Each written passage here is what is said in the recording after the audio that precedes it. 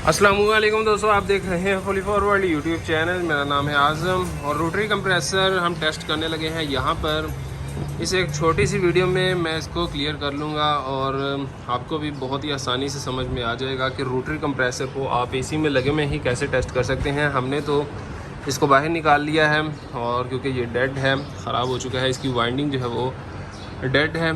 यहाँ पर कैसे हमें पता चलेगा कि ये भी चल सकता है या नहीं, तो दो तीन तरह से हमें पता चल जाता है। नॉर्मली इसकी वाइंडिंग शॉर्ट हो जाती है और दूसरे नंबर पर इसकी वाइंडिंग अगर बिल्कुल भी वैल्यू ना दे रही हो तब भी ये शॉर्ट होता है।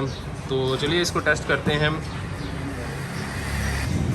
तो सबसे पहले इसके लिए टेस्टिंग के लिए हमारे पास होना चाहिए मल्टीमीटर, जिसे हमने सेट करके रखा हुआ है कंटिन्यूटी मोड पे, ठीक है, जहाँ पर बज़र का साउंड आपको देखने को मिलेगा।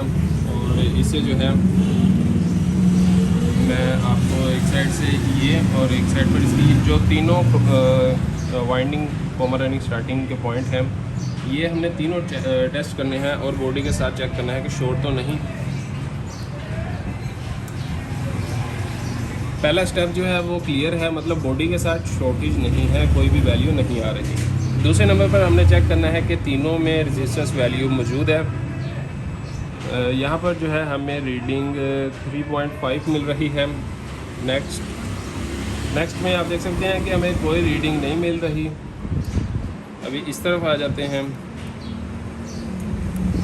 इस तरफ भी कोई रीडिंग नहीं मिल रही, मतलब कि इनमें से कॉमन या रनिंग या स्टार्टिंग एक वाइंडिंग ठीक है, दो वाइंडिंग क्रॉस हो चुकी है, मतलब डेड हो चुकी है।